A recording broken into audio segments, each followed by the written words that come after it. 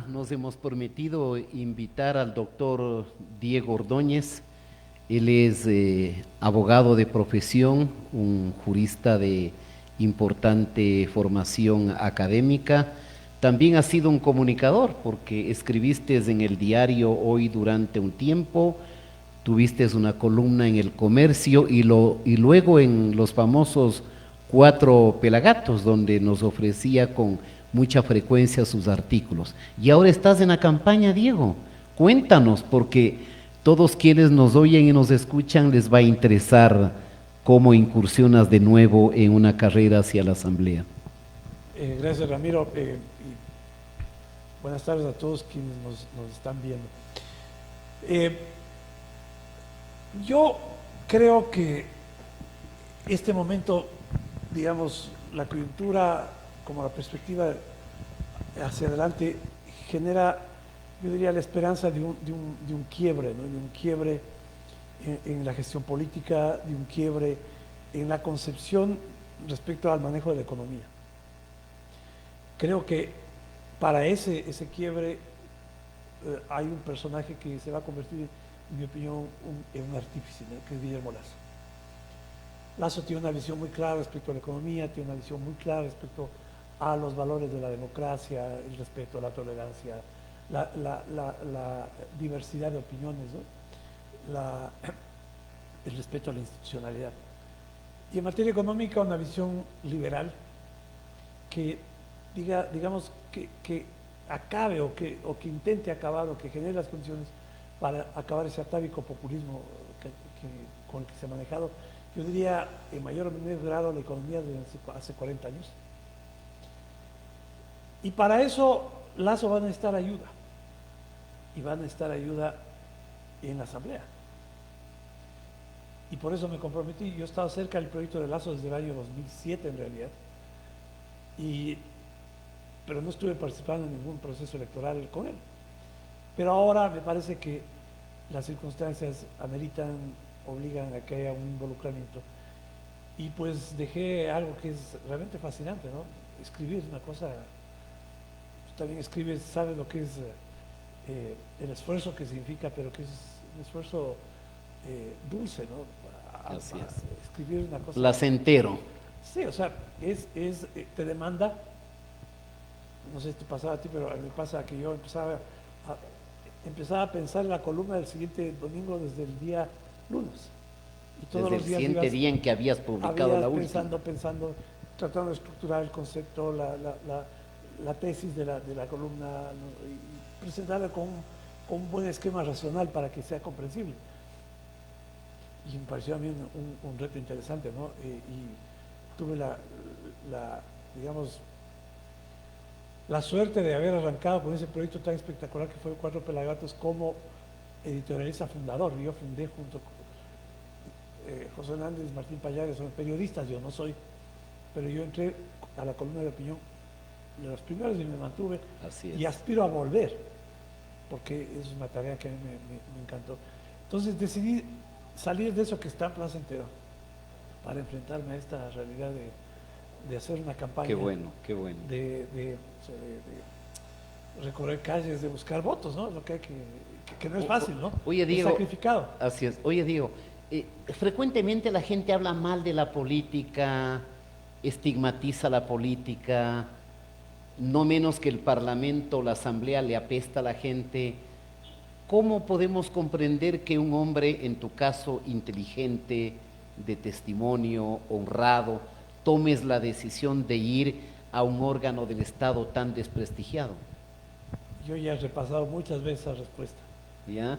Pero porque un poco he tratado de yo mismo explicarme por qué. Y creo que hay que ponerle, digamos, en la dimensión de lo filosófico, ¿no? No hay democracia sin parlamento. Así es. Donde, excepto en Cuba, que dicen que hay democracia porque hay un parlamento, que es una dictadura, en los países en donde no hay un parlamento que funciona, que recoge la diversidad política de la sociedad, que recoge la diversidad geográfica de la sociedad, no existe democracia. Muchas veces la gente dice que hay que cerrar el Congreso, y probablemente en una reacción así muy primaria, todos hayamos pensado que eso es lo que hay que hacer. Pero en realidad lo que estamos diciendo con eso es haciendo votos por la dictadura, no por la democracia. Correcto. Entonces, una asamblea, un congreso como el que tenemos ahora, que yo creo que conversar, precisamente llegar con una persona y decíamos, tanto se denostó de lo que llamaron en la época de la partidocracia, ¿no? Que difícilmente podemos ni siquiera comparar la calidad de los asambleístas que hoy tenemos versus lo que teníamos en el pasado. En el pasado teníamos diputados que se llamaban en esa época, probablemente habían algunos que calentaban el puesto. Así es, como siempre, ¿no? Probablemente algunos habían que no daban la talla, pero yo diría que muchísimos más eran quienes representaban con calidad, o sea, un ejercicio político de calidad. Y yo no diga que yo sea esa persona, pero yo voy a intentar hacer eso. O sea, voy a intentar honestamente a ver si doy la talla para compararme con aquellos diputados del pasado, ¿no? De aquellos diputados que le daban, digamos, relevancia, que legitimaban, que le daban prestigio a una institución que es fundamental en una democracia. Entonces, en lo conceptual, ¿no? Digamos, en la parte de los conceptos sobre democracia, es fundamental dar el mérito que debe tener un parlamento como expresión de la democracia y reconocer que ser diputado, ser legislador, ser asambleísta, digamos, el caso como llamamos ahora a quienes conforman el Parlamento, debe ser algo meritorio, no algo que sea como parte del récord policial, sino que sea algo meritorio. Y te digo, Ramiro, yo intentaré hacer eso. Y hay una segunda condición, porque, como te decía hace un momento, Lasso no es un proyecto, digamos, de un individuo que quiere llegar a la presidencia, pues el primer día sentarse a ver qué hace. Lasso ha preparado durante 10 años de recorrido político no solamente una estructura, sino un plan de gobierno. Y un plan de gobierno que llega hasta el detalle, que no solamente te plantea reformas a las leyes o nuevas leyes, sino a los reglamentos, a las resoluciones, a las políticas. Y para que eso pueda hacerse eficiente, es decir, para que se convierta en una decisión que tenga impacto en la sociedad, vamos a necesitar del soporte en la asamblea. Y yo creo que hay que ir a ese trabajo, o sea, hay que estar ahí en la asamblea para brindarle al gobierno de Lasso, que yo estoy seguro se instalará en mayo del 21, el soporte en la asamblea que necesita para viabilizar las reformas que el Ecuador requiere. Bueno, no sabemos cuántos binomios van a terminar en la carrera electoral, sin duda van a ser más de 13, no sé qué es lo que suceda luego de que se han eliminado los 4 movimientos, pero lo más previsible, diríamos, es que en la asamblea se presente una composición heterogénea. Si esa la composición es heterogénea, y en este caso creo, no logra pues una mayoría absoluta, que es bastante improbable, diríamos, pero sí tendrá la minoría más grande. ¿Cuál crees tú que debe ser el papel, por ejemplo, del Partido Social Cristiano, o cuál debería ser el papel del bloque de Creo con otras representaciones de centro, moderadas, en función de que tengan viabilidad las propuestas de carácter legislativo que formule el gobierno de Guillermo Lasso? Por definición, yo he sido muy crítico del Partido Social Cristiano y muy crítico del exalcalde Nebot. No ahora, sino hace mucho tiempo. Así es. Pero yo te decía, cuando yo me enteré de la posibilidad de un acuerdo, yo inmediatamente opiné a favor. Y eso resultaba extraño porque para un crítico, un quiteño, digan, asociémonos con los cristianos, Claro, podría parecer. se habría esperado una actitud más bien adversa. ¿Por qué planteé esto?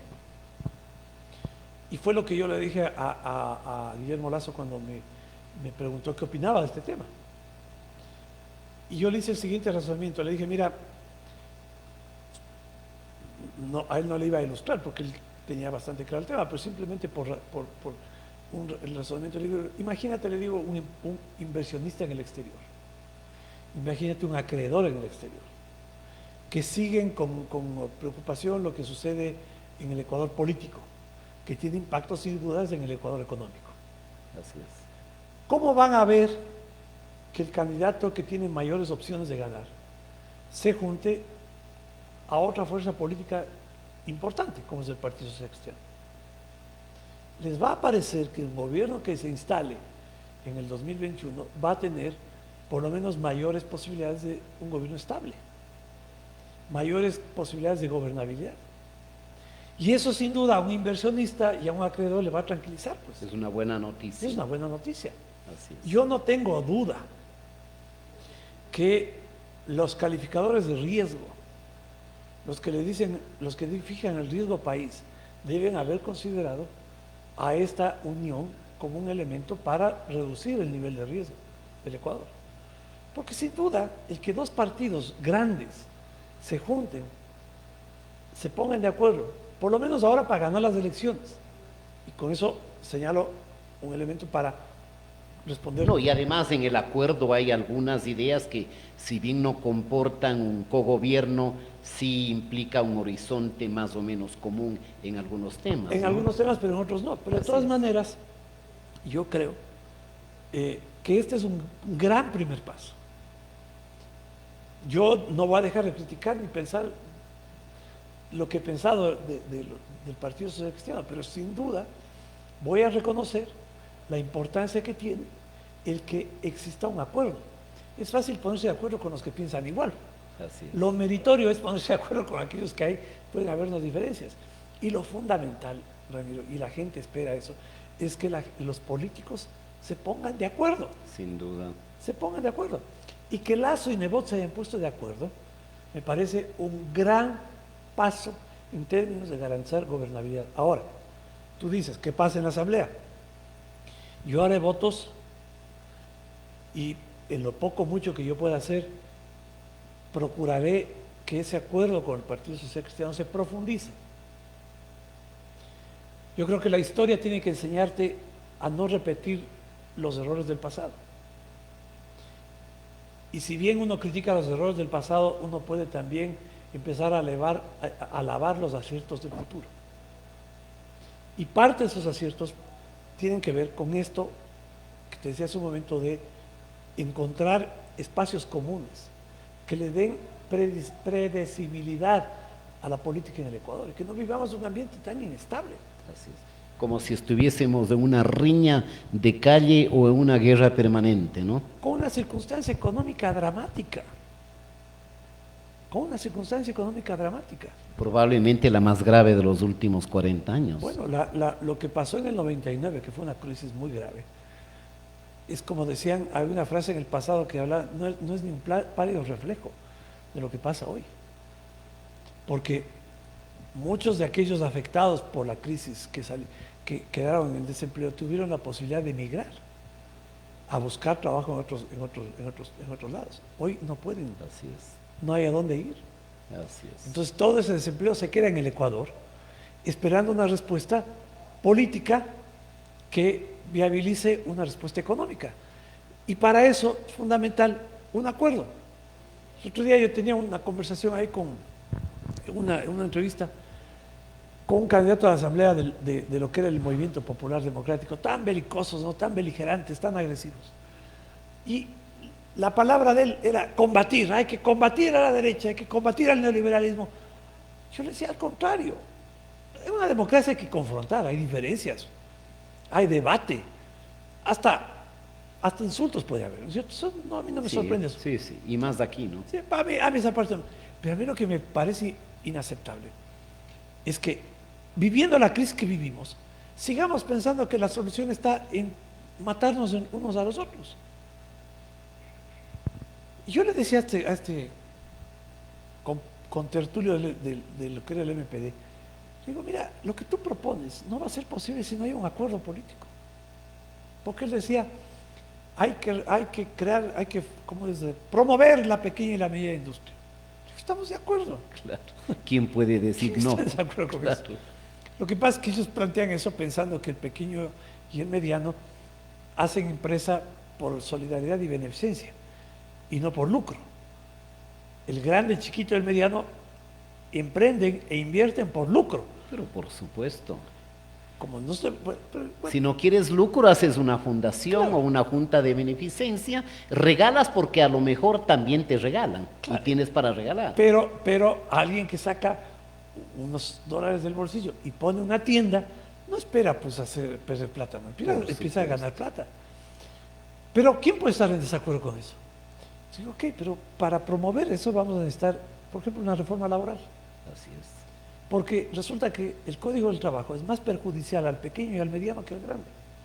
El grande puede batirse con lo que representa el Código del Trabajo, los costos, las obligaciones que están señaladas ahí. Una empresa grande las puede más o menos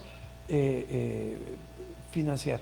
El pequeño, el mediano, no pueden. Y para poner un matiz solamente, y luego Diego continúa, el código del trabajo que tenemos los ecuatorianos data de 1938, es decir, en la etapa del socialismo romántico. Es increíble pensar que ese código del trabajo, inflexible totalmente y que se deriva de una lógica de confrontamiento trabajo-empresa, pueda subsistir en un modelo de modernidad y de apertura. Los jóvenes, contrario al pasado, o sea, los papás, nuestros abuelos, querían un trabajo para quedarse toda la vida. Y por eso lo fundamental era que te garanticen la estabilidad. Exactamente. Ahora no. Los jóvenes que salen de los colegios, son jóvenes que salen de las universidades, primero lo que están pensando es no ser empleados, No depender de un tercero. sino ser emprendedores. Así es. Y si quieren ser empleados, quieren horarios flexibles, ¿no? Y piensan que, bueno, ahora entro, voy a trabajar, digamos, 2 años aquí y de ahí voy a ver qué hago. Y me voy. Es verdad. Entonces, los dirigentes sindicales, que son unos dinosaurios del año 38 que todavía están dirigiendo el sindicalismo en el Ecuador, ellos piensan como cerebros viejos, piensan en el país que ya no existe. la estabilidad. Así es. No, los jóvenes no están pensando en la estabilidad, los jóvenes quieren oportunidades de desarrollo. Y eso es otro mundo. Ahí tienes una tarea legislativa, Diego, ¿no? La reforma laboral para sintonizar con el nuevo tiempo. ¿Qué otro tipo de reformas jurídicas crees tú que son indispensables para que el Ecuador tenga futuro? Esto es una reforma tributaria, Ramiro. ¿Ya? Pero una y última. Sí, porque aquí No, hemos tenido una cada año, ¿no? 14. Increíble. 14. En 14 años, una por año.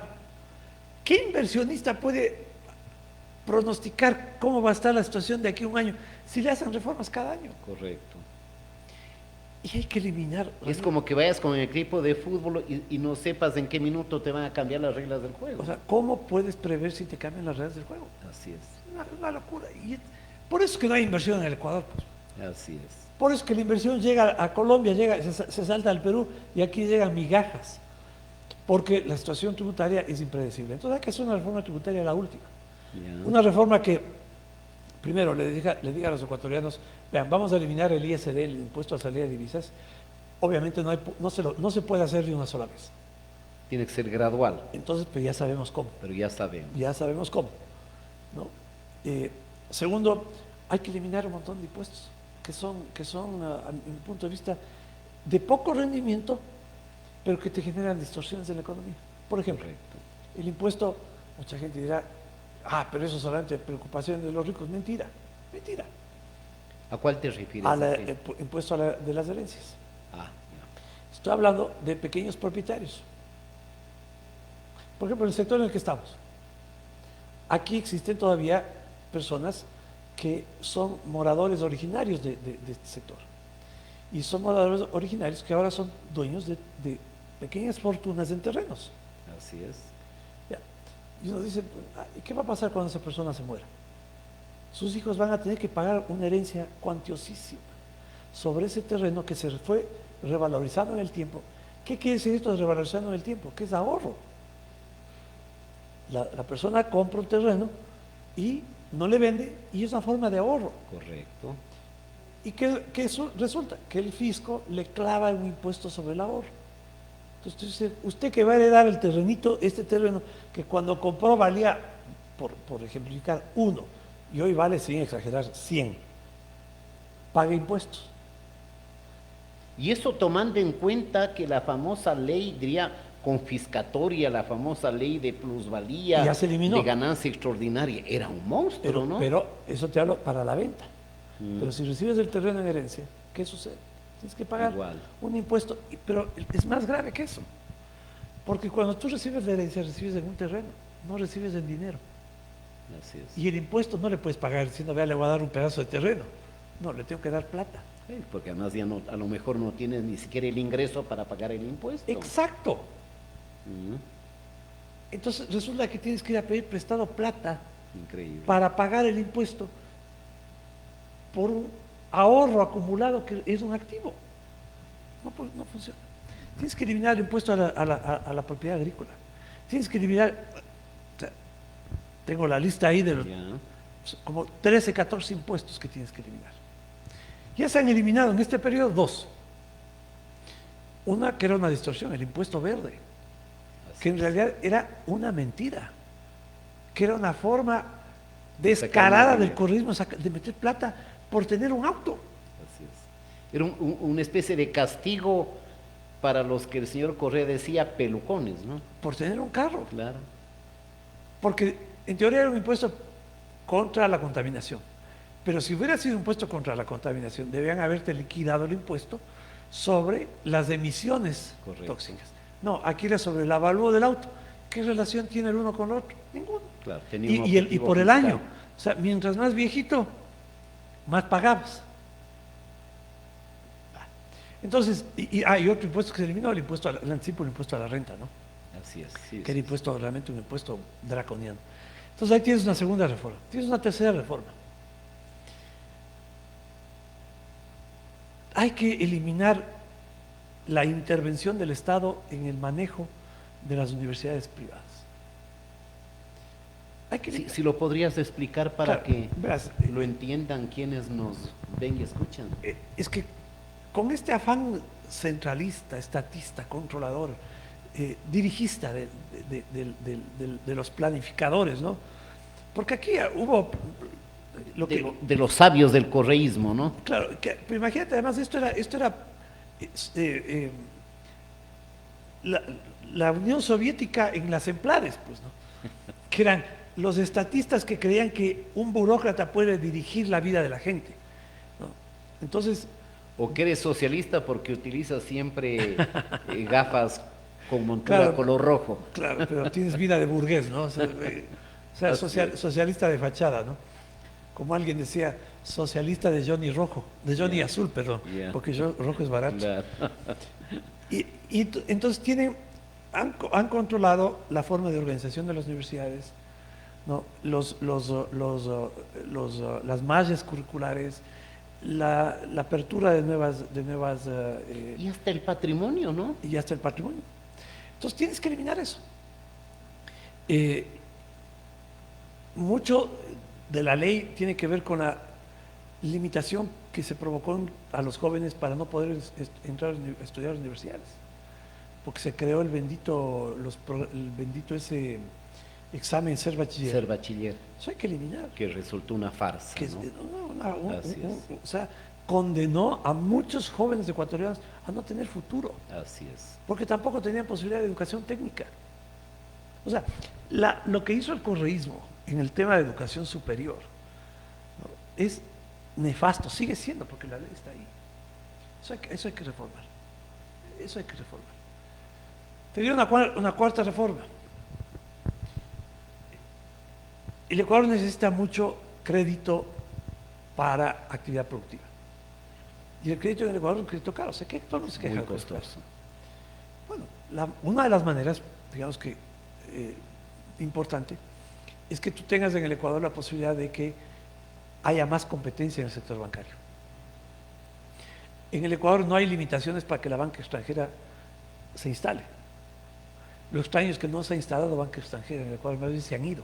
¿Por qué crees tú eso? Porque el Estado fija precios, porque los precios son políticos, porque la tasa de interés, que es el precio del dinero, es fijada con interés político.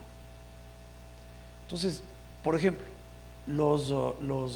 las tasas de microcrédito, las fija Que además son altísimas, la Junta ¿no? de Regulación Bancaria, es la que fija las tasas de interés. La Junta de Regulación Bancaria fija los precios de los servicios bancarios. Entonces, un inversionista, un banquero, banca española, por ejemplo, Santander, Vizcaya, Caixa, BBVA. que están aquí en Colombia, que están aquí en el Perú, ¿por qué no vienen al Ecuador? Porque dicen, no, ahí me fijan precios.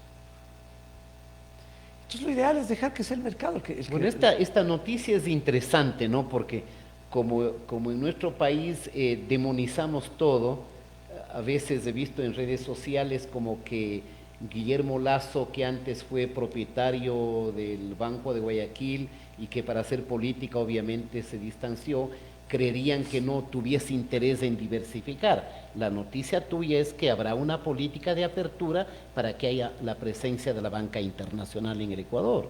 Es que Y eso es positivo. a mí me parece que eso va a ayudar porque hay que dinamizar el crédito y el mercado financiero, ¿no? Y fíjate que qué gran noticia sería para los inversionistas, ¿no? Si se enteran que el Banco Santander de España se instala en el Ecuador. Qué gran señal Claro. para los inversionistas en el exterior, pues. Qué gran señal sería que regrese banca norteamericana, ¿no? Y se instale en el Ecuador. En el momento que la banca del exterior, grandes firmas, dicen vamos a instalarnos en el Ecuador, le están lanzando un mensaje al mundo internacional de inversiones que es un país seguro, estable, que es un buen país para invertir. Diego, ¿cómo se le puede dar seguridad al Ecuador con una constitución, digamos, socialista, digamos que correísta, ¿no? Porque la constitución de Montecristi fue diseñada a pedido expreso del señor Rafael Correa. ¿Es viable el Ecuador con esa constitución? Las reformas jurídicas de segundo nivel, leyes orgánicas, leyes, reglamentos, instructivos, acuerdos, ¿son viables o le dan seguridad y certidumbre jurídica al Ecuador con una constitución correísta? Yo creo que, digamos que por principio esa constitución hay que cambiarla, ¿no? ¿Cómo la cambiaríamos? Primero hay unas correcciones ortográficas, ¿no? Ah, están mal escritas. Unas correcciones semánticas, porque disculpen decir la palabra, es un asco la redacción de la... Así es. Una cosa, además la organización de la Constitución es una vergüenza. Tienes desperdigadas normas, ¿no? En fin. Parece más bien un manual de obras y de ofertas, no más que una constitución propiamente dicha. La Constitución es tú has estado en España, estuviste allá a largo rato. La Constitución española fue resultado de un acuerdo entre los enemigos. Así es. En el 78, y me parece que ha tenido una o dos enmiendas. Sí, dos enmiendas. Dos enmiendas. Y dos enmiendas que tienen relación con la comunidad, con la Unión Europea. Para integrarse a la Unión Europea, ¿no? Exactamente. Paradójicamente fue hecha por un socialista, la incorporación de España a la Unión Europea. Exactamente. Pero claro, ese pacto entre, digamos, socialistas, entre franquistas y comunistas, ¿no? Sí. En el Congreso postfranquista. Sí. Ha durado pues 40 y tantos años, ¿no? Así es. Porque fue bien escrita y porque es una constitución que le sirve a todo el mundo. Ahora, te voy a decir una cosa, Ramiro. Estos revolucionarios nuestros eran revolucionarios de fachada. Bueno, y después de 10 años más que revolucionarios, delincuentes algunos. Claro, no, o sea, digamos, esta revolución corrupta, ¿no? Arrojó, o sea, primero nos puso sobre la superficie un montón de gente que estaba en las alcantarillas, ¿no? Y tenemos que lidiar con esa gente, mucha gente Unos están en la cárcel, otros esperemos que estén en la cárcel, pero muchos están activos en la política. ¿Pero a qué me refería con esto de fachada? En la Constitución, siempre tú verás, los artículos terminan diciendo según disponga la ley. ¿Sí? ¿Por qué? Porque en las leyes relativizaron mucho de lo que dice la Constitución. Por ejemplo, no puedes hacer concesiones, ni delegaciones al sector privado, dice la Constitución. Pero en el 2010 dictaron la ley de empresas públicas. Y en la ley de empresas públicas... Y las famosas alianzas público-privadas. Y en la ley de empresas públicas hay unas dos normitas que te dicen que el sector público podrá asociarse con el sector privado. Entonces lo que antes se llamaba delegación o concesión, hoy se llama asociación o alianza estratégica, o alianza público-privada. Entonces, ¿qué hicieron ellos? Claro, ellos lo hicieron pensando en el negocio, ¿no? Porque la ley de alianzas público-privadas fue hecha para dos negociados que los dirigió personalmente Vinicio Alvarado. Recuerden ustedes que Vinicio Alvarado era secretario de la Administración y de pronto pasó a ser ministro de Industrias. Este señor, que lo que hacía era comerciales de televisión, pasó a ser ministro de Industrias. ¿Por qué? Porque en la ley de alianzas público-privadas, la comisión que aprueba las alianzas está presidida por el ministro de Industrias. Solo faltaba que pongan el peaje. Pongan las tarifas. Pero bien hechas las cosas, decentemente hechas las cosas, Es viable. hay posibilidades de hacer estos procesos para que en realidad el Ecuador encuentre una vía, más ahora, Ramiro, en la que se pueda hacer mucha de la obra pública con inversión privada. Y se puede con esa Constitución. Ya. Yo creo que hay que reformarla, pero en tanto la reformemos, en tanto se discuta, porque hay un procedimiento, hay un montón de candados. Procedimiento agravado, bien complicado. Bien complicadito, ¿no? Enredado. Hay que encontrar, yo digo, una vía, y la vía está en la legislación. Yo creo que una salida, digamos, más relativamente rápida, yo diría bastante rápida, a la necesidad que el Ecuador tiene de inversión extranjera, es el abrir un abanico de posibilidades para que sea el sector privado el que invierte en obra pública. Correcto.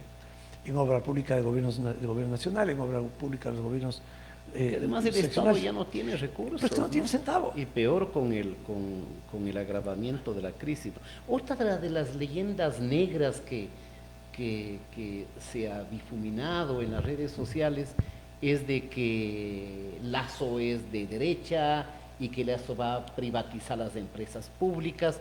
Quisiera que le digas a la gente qué piensan ustedes, si están en la línea de pensar en la privatización o a lo mejor simplemente una mejor gestión administrativa y gerencial eficiente que le deje más beneficios al Estado. Bueno, primero ya no hay que privatizar en realidad, porque antes se hablaba de privatizar la empresa de telecomunicaciones, pero la empresa de telecomunicaciones de telefonía fija no vale nada. Sí, así es. Valía hace 15 años. Ya, el teléfono fijo más bien como recuerdo del pasado, ¿no? O sea, yo tengo teléfono fijo, pago el mínimo. El básico. $3 creo que te cuesta el básico. No usas. Así es. El Ecuador tiene en este momento, me parece que alrededor de 16 millones de líneas de telefonía celular. Pocos son los ecuatorianos que no tienen un teléfono celular. Sí. Entonces, privatizar la empresa de telecomunicaciones, difícilmente, porque, primero, aparte de los problemas internos que tiene, que impiden una valoración adecuada, porque no hay balances, en fin, no hay documentos. Y la pesada carga laboral. Y la inmensa, y los pasivos laborales. Entonces, ¿qué hay para privatizar? Pero diríamos eléctricas. Yo creo que hay que abrir la posibilidad de que sean las empresas, lo que te decía hace un momento, obra pública hecha con inversión privada. ¿Cuál fue el modelo del presidente Correa?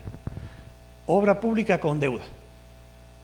Y conlleve. Y con y con contratos amarrados. Correcto. ¿Por qué? Porque como eran créditos chinos, había que trabajar con empresas chinas. Y ahí está Coca-Cola, pues. Se va a ir en el río. Se va a ir en el río. Correa anunció un gran plan que, digamos, desde el punto de vista de las necesidades del país, sonaba bien. 8 nuevas hidroeléctricas en el Ecuador. Lo que significaba, según los expertos, adelantarnos 10 años en el consumo, ¿no? Porque el consumo de energía va aumentándose Y porque que teníamos además una sobreproducción exportable, ¿no? imagínate, o sea, todo ese cuento chino, ¿no? ¿Qué tenemos? No tenemos suficiente energía. No tenemos suficiente energía. Porque o sea, no están operando. No están operando, ¿no? Y porque además fueron previstas las capacidades para las cuales se invirtió no son las que están generándose, porque no tienen caudales para eso. Diseñaron para un escenario que es absolutamente estacional, muy temporal y no es permanente. ¿Pero para qué? Para invertir, o sea, para el lleve. Claro. Entonces hay centrales hidroeléctricas que no producen la supuesta capacidad instalada, no porque el caudal no funciona, y entonces la perspectiva de tener suficiente generación eléctrica que abastezca o que satisfaga la demanda, esto no va a durar mucho tiempo. Construir una hidroeléctrica te lleva 3-5 años. Entonces hay que arrancar ahora en nuevos proyectos de inversión hidroeléctrica. Y eso hay que hacerlo con capital privado. ¿Qué es lo que hace? ¿Cuál es el esquema? El capital privado invierte a su riesgo, ¿no? Y lo que hace el Estado es la garantía de que le va a comprar.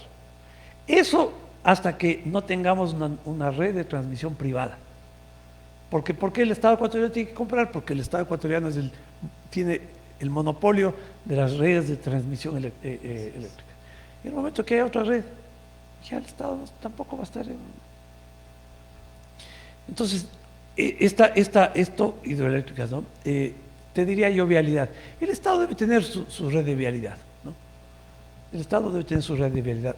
Muchísimos ecuatorianos han estado en el exterior. Van al estado de la Florida, van a España, ¿no? Hay una red vial.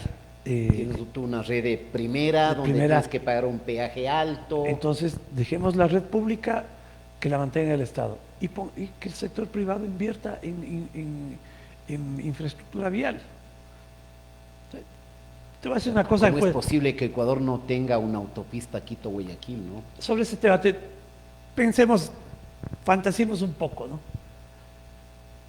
El Estado ecuatoriano les dice a una empresa privada: construya usted la autopista Quito-Guayaquil, a su riesgo y a su costo.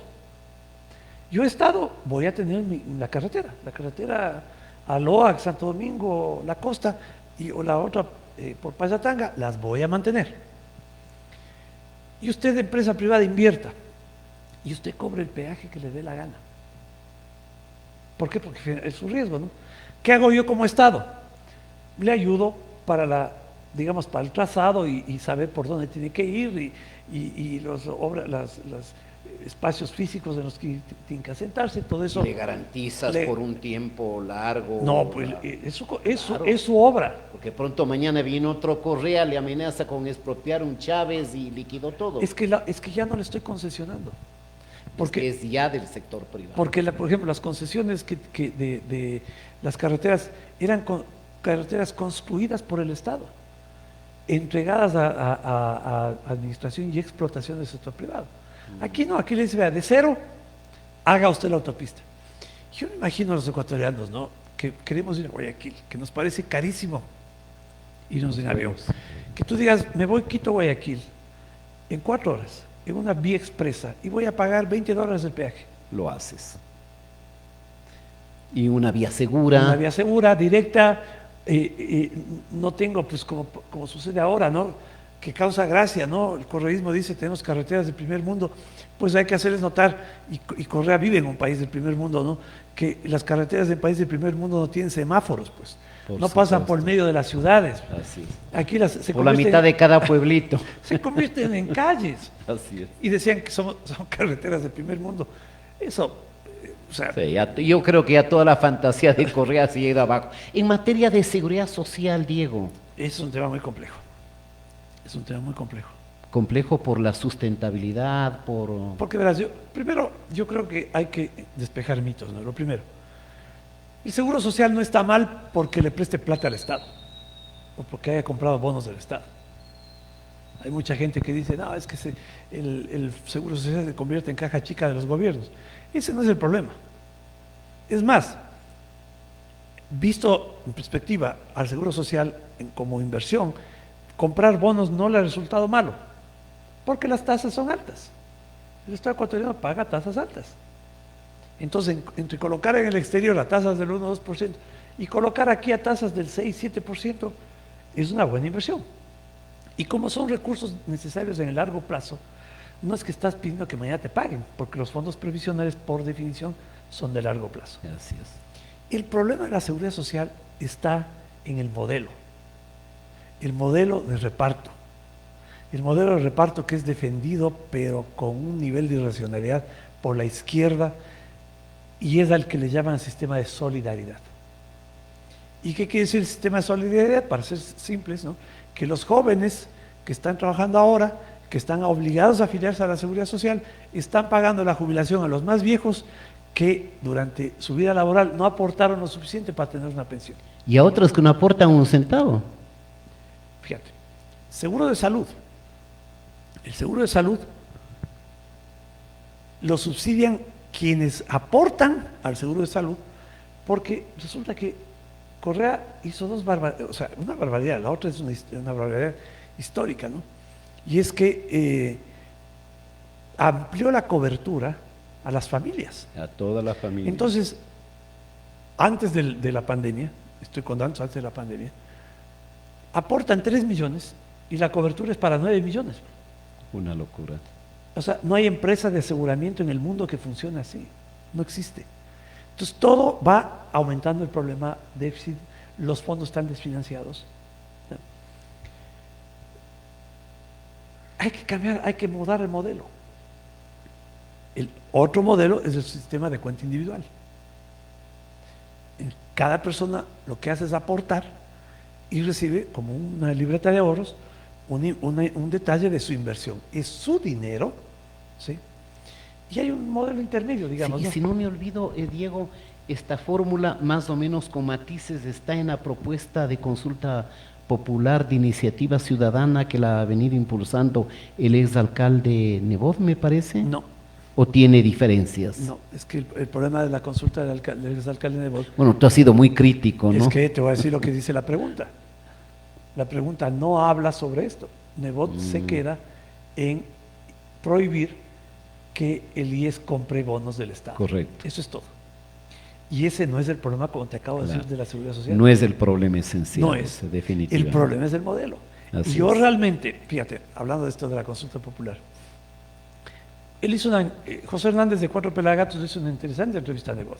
Sí, sí, sí. Luego de esa entrevista, yo le llamo a José Hernández y le digo, oiga, estoy impresionado, le digo, es otro Nebot. Lo que está diciendo son otras cosas. Me parece bueno. Lo de la consulta popular me parece un muy buen camino. Yo creo que hay que empujarla, porque es una forma de romper el bloqueo político, pues no. Que la izquierda, y digamos que bastante el Partido Social Cristiano había impedido que se hagan algunas reformas. A mí me parecía muy bueno. Pero cuando vienen las preguntas... La concreción, bueno, el contenido. Tuve que escribir una columna porque... Así fue. Qué decepción, porque yo pensé que sobre el tema de la seguridad social se iba a plantear una pregunta sobre el problema fundamental, el problema estructural, el problema del modelo. Y hay que preguntarles a los jóvenes, Ramiro. Usted joven, ¿quiere que le obliguen a afiliarse a un sistema de seguro que dice que para el año 2026 no va a tener un centavo para pagar pensiones? ¿O usted quiere tomar la decisión de a qué seguro usted se afilie? Probablemente la gente diga, no, es que eso es modelo chileno. Sí, es el modelo chileno. Pero hay otros modelos. El modelo colombiano, por ejemplo, es un modelo mixto. Es un modelo mixto. Tal vez muchos de los que aportan no saben que un porcentaje de lo que aportan a la seguridad social, del 21% del sueldo que se paga al seguro social, va por solidaridad, al Seguro Social Campesino. Así es. Todo eso resta prestaciones al aportante. Todo eso resta prestaciones. Le rebaja la posibilidad de la pensión jubilar. Ramiro, una persona, yo me acuerdo que empecé a trabajar, y, dicho de paso, te voy a hacer una confesión, yo no estoy afiliado a la Seguridad Social desde hace 30 años. Porque ya dije, no, yo no voy a seguir pagando, porque yo podía ese dinero... Más bien con un ahorro personal a largo plazo resulta más redituable. Poner en una cuenta de acumulación. Usted dice, mire, usted quiere retirarse a qué edad. Digo, a los 70. ¿Cuánto quiere de renta? No sé, tal vez unos $10,000 al mes. Ok, entonces usted tiene que dar mensualmente tanto. Y mensualmente tanto, cuando usted tenga 70 años, usted va a recibir una renta de tanto, de $5,000.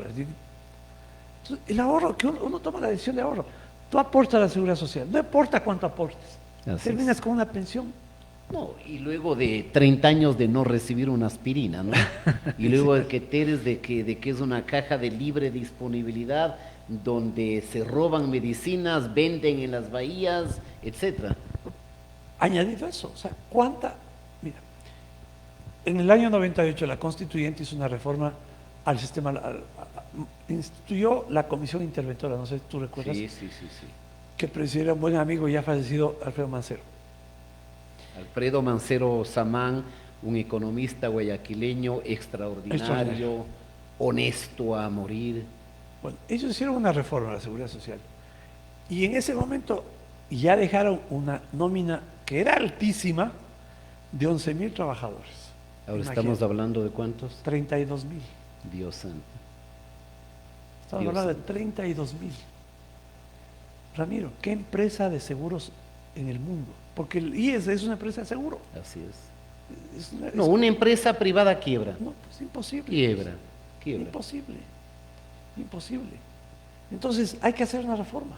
Diego, en el ámbito educativo, bueno, ya dijiste algo, ¿no es cierto?, sobre el tema de la autonomía de las universidades privadas. ¿No crees que también el Ecuador ya no necesita tanto ingeniero, abogado, arquitecto? No sé si cultivar más una educación superior, breve, técnica, tener buenos eléctricos, gastíferos, etcétera. Mientras tú les retires requisitos, autorizaciones, discrecionalidad burocrática, ¿qué es lo que ahora impide que eso se pueda hacer?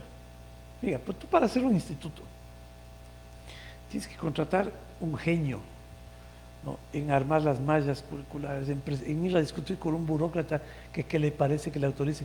Abrir un curso Es verdad. es un vía crucis. Bueno, eso hay que eliminar. No, digo, es tan verdad para quienes nos escuchan y nos ven que alguien me pidió que elabore un proyecto.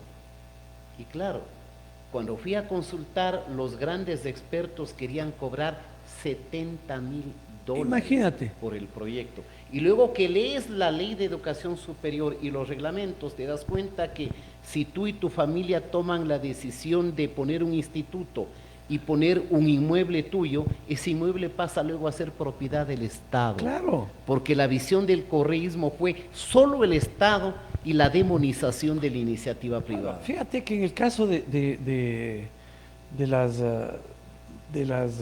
universidades, hay unas normas tributarias draconianas, ¿no? Draconianas. ¿Todo por qué? Porque pensaban que tampoco puede, o sea, una empresa, una universidad no puede ganar plata, o un instituto técnico no puede ganar plata. Eso hay que dejar a que los emprendedores, quienes tengan interés en montar institutos para educación técnica, lo hagan. Obvio. Lo hagan. Y tendrán futuro si son buenos. Y si hay además demanda en el mercado. Así Tú dices, fíjate, en el Ecuador nos hace falta muchísimos mecánicos. Exactamente. Las industrias no tienen suficientes mecánicos. Buenos soldadores no lo hay. Hay un montón. Buenos eléctricos no lo hay. Exacto, tecnólogos. ¿Qué resulta? Claro. Que muchos se meten a estudiar ingeniería mecánica. Y no hay mucha demanda para ingenieros mecánicos. Hay demanda para mecánicos. ¿Qué terminan siendo? Los ingenieros mecánicos. Exactamente. Y gastaron universidad de ingeniero mecánico y terminan ganando sueldo de tecnólogo mecánico. Todas estas barbaridades, todas estas aberraciones, ¿no? Todas estas monstruosidades destruyeron la capacidad de iniciativa, la creatividad, el emprendimiento. Esto hay que reformar. Tú decías, tema educativo, Ramiro, educación primaria. Estos irresponsables, ¿no? Pensaron que había que, como el Ecuador estaba convirtiéndose en una potencia en bioconocimiento, fíjate la ridiculez, ¿no?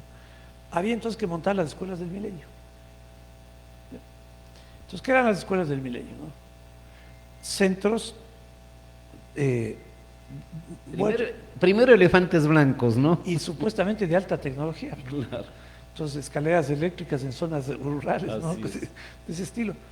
Y cerraron las escuelas unidocentes. Así es. Eso fue un crimen contra Y los niños del campo. que tenían que caminar horas para llegar a la escuela del milenio, porque la escuela unidocente le eliminaron. Así es. Hay que recuperar la escuela unidocente, hay que recuperar la escuela unidocente. Hay que Esa acercar la es una educación. buena política y una buena noticia, sobre todo para el sector O sea, rural. tienes ¿no? que acercar la educación al poblador, pues Sin no tienes que duda. ponerle a distancias que Sin duda. sea un sacrificio físico y emocional. Imagínate el desgaste emocional de pensar que te vas a demorar en regresar caminando 1 hora. Oye, Diego, es una pena cómo el tiempo ha pasado. Creo que en la campaña te vamos a molestar en otra ocasión, Diego.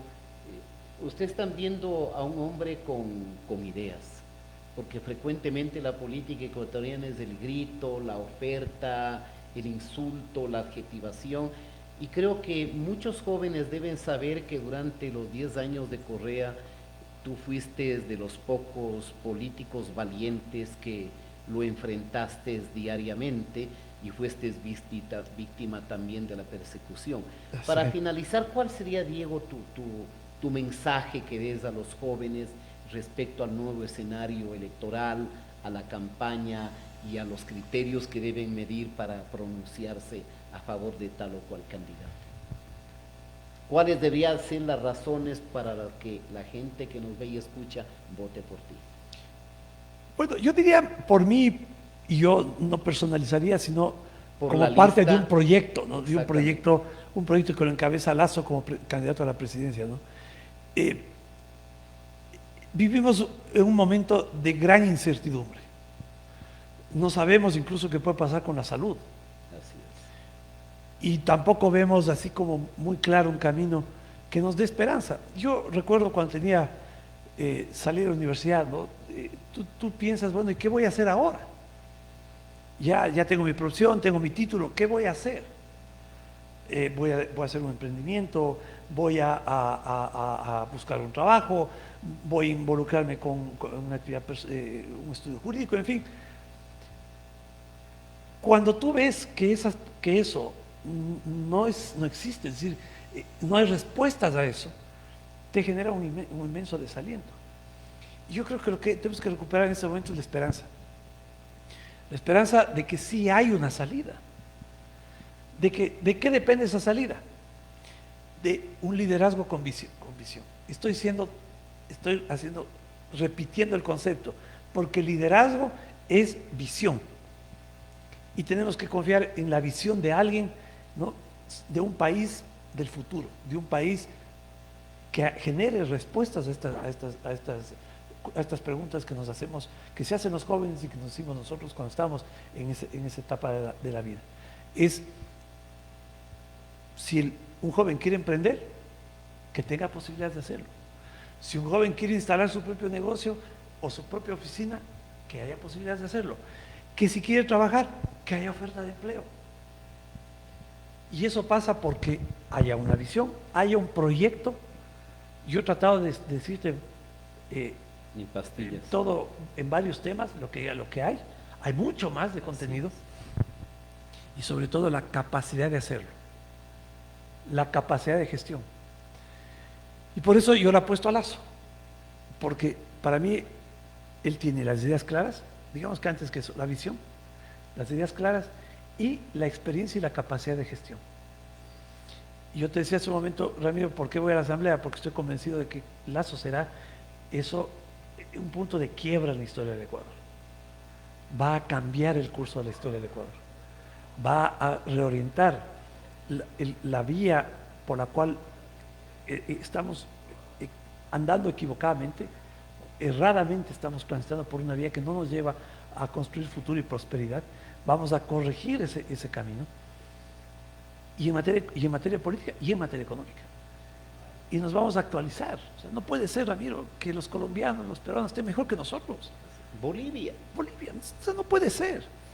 Y que nosotros estemos comparándonos con Venezuela. Así es. La tasa de crecimiento del Perú, desde los años 90, ha estado entre el 7 y 8%, sostenido.